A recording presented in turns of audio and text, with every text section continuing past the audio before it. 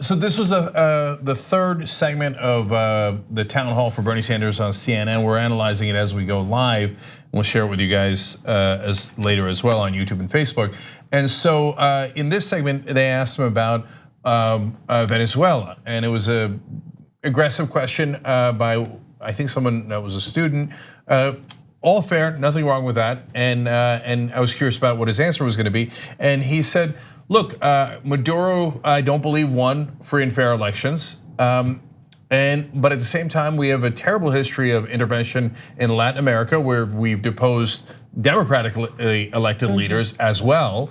He said, I fought against the Iraq war as much as I could possibly do when I was in Congress, because I thought that intervention was a bad idea. Then he turned around and said, how come we don't have the same standard for Venezuela and Saudi Arabia? Thank you, yeah. And that was huge, and especially when he said, when Wolf Blitzer pressed them and said, is he a dictator? Yeah, is Maduro a dictator? Why won't you call him a dictator?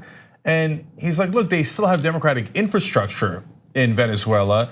I don't believe the last elections were fair, so that's a fair distinction. He said, but when's the last time we had elections in Saudi Arabia?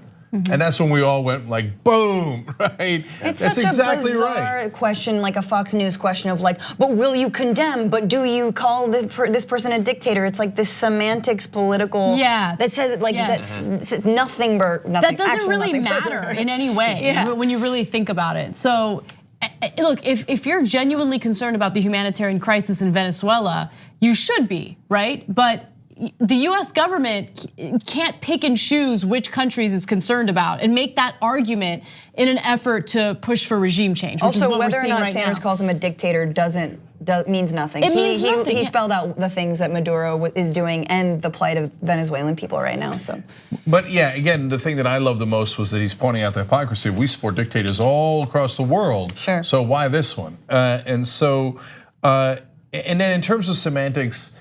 In the first segment, we didn't get to talk about this. We've been analyzing it as we go along, but they asked him, but you're not technically a Democrat, you're an independent. To me, that is a telltale sign of whether you care about policy or not. So if you're one of those people like, yeah, but do you have a D on your helmet? Yeah.